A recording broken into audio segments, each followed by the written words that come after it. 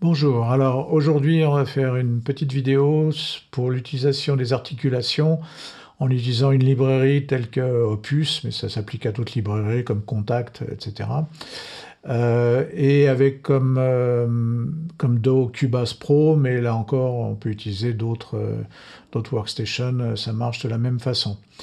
Alors dans Cubase Pro, bah, on va donc simplement charger le plugin Opus, voilà, et puis ensuite l'ouvrir. Et par exemple, sélectionner Solo Cello et Key Switch, parce que c'est ça qui va nous permettre d'utiliser les articulations. Voilà. Et donc là, on voit effectivement qu'il y a déjà ces Key Switch-là qui sont présélectionnés. Hein, et donc ici, par défaut, j'ai un sustain. Et ici, par exemple, je dois avoir un marcato. Voilà. Mais il n'y a pas malheureusement de pizzicato et il se trouve que moi j'ai besoin d'un pizzicato. Donc qu'est-ce que je vais faire? Je vais aller dans articulation ici. Là on retrouve les notes qui sont déjà, enfin les key switch qui sont déjà programmés dans cet élément-là, c'est-à-dire la touche Do 0 pour le sustain, et puis ensuite les autres touches Do dièse, Ré pour les autres sons, etc. Et on va donc rajouter le pizzi, et là je clique droit ou je clique sur ce petit menu, et là je dis que je vais utiliser la touche Sol 0, c'est-à-dire G0, pour sélectionner le pizzicato. Et voilà, et donc ça nous fait un nouvel instrument finalement, qui a en plus qui sait jouer des pizzicato, et donc je vais le sauvegarder en tant que tel. Donc je vais ici, je fais Save Instrument As, et là je vais lui mettre comme nom par exemple la même chose mais plus pizzi. Voilà. Et donc c'est maintenant enregistré, je pourrais l'utiliser comme on le verra dans une future session avec un autre projet, etc. Et donc maintenant, si je reviens ici, je vois que j'ai une nouvelle articulation programmée ici avec le sol qui va être mon pizzi. Donc par défaut, j'ai toujours le sustain. Par contre, ici, j'ai voilà, le pizzi. Alors, je peux maintenant fermer ça. Et alors ensuite, dans Cubase, c'est très simple, hein. Je vais ici dans Expression Map. Si ça n'apparaît pas, je peux le sélectionner ici en cochant la ligne correspondante. Et une fois que j'ai ouvert ça, je lui dis d'importer les key switch qui sont actifs en ce moment sur le plugin. Voilà, et donc automatiquement, il va me remplir tout ça avec les bonnes touches, les bons noms, etc., etc. La seule chose que je vais changer ici, c'est je vais tout mettre en mode attribut, ce qui va me permettre de définir des attributs, c'est-à-dire les articulations utilisées pour chaque note que je vais enregistrer. Voilà.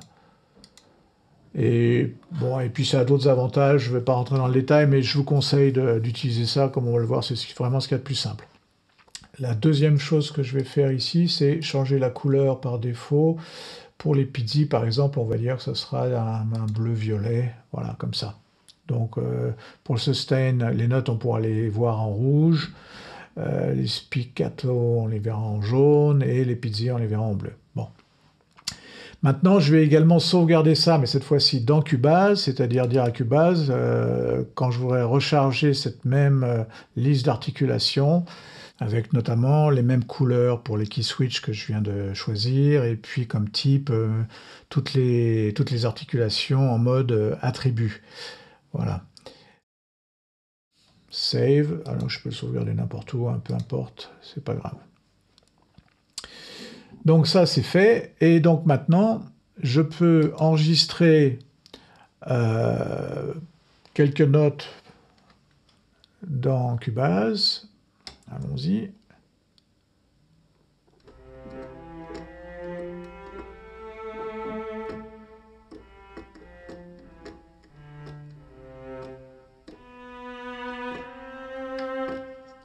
voilà, c'est magnifique comme œuvre. Et en allant dans l'éditeur, donc je vais afficher uniquement les vélocités, enfin ce qui a été utilisé, c'est-à-dire les vélocités évidemment, c'est le minimum pour les notes, mais également les articulations. Alors pour voir un peu mieux ce qui se passe, on va aller là, on va monter un peu, voilà, on a le nom des articulations ici, et on voit qu'au départ, toutes les notes, donc parce qu'on a choisi justement le mode attribute, on voit que toutes les notes ont leur assignation d'articulation.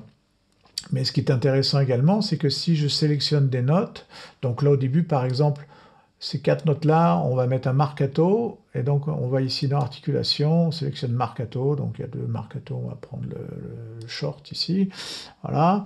Et puis ici, on va dire que c'est des pizzi, voilà, pizzi.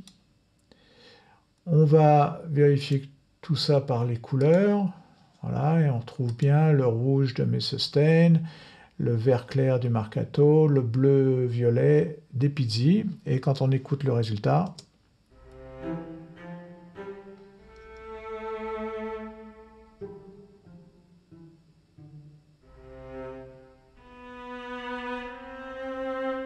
voilà. Donc au début, il y a un petit glitch, mais c'est la première fois. Ici, si on rejoue, voilà, on entend bien les marcato au départ. Voilà, donc c'est à peu près tout. Si on veut changer d'autres choses, évidemment, on resélectionne les notes correspondantes, et puis ici, on va dire ce qu'on veut. Enfin, c'est très simple et très pratique. Voilà, j'espère que ça a été utile. Alors, dernière chose, dans un projet suivant, évidemment, pour recharger, comme on l'a vu, on peut recharger l'expression map ici dans Cubase avec un load, et en rechargeant le même fichier. Et dans le plugin, donc si je repars sur Opus, voilà, maintenant si je vais dans Browse, et que je resélectionne Solo Cello, qui switch, maintenant j'ai un nouveau, en plus de celui qui était là par défaut, j'ai un nouveau preset ici, qui va inclure évidemment les pizzi ici comme note avec un qui switch en sol comme programmé. Voilà, c'est tout. J'espère que ça vous est utile. Bonne journée et bonne musique.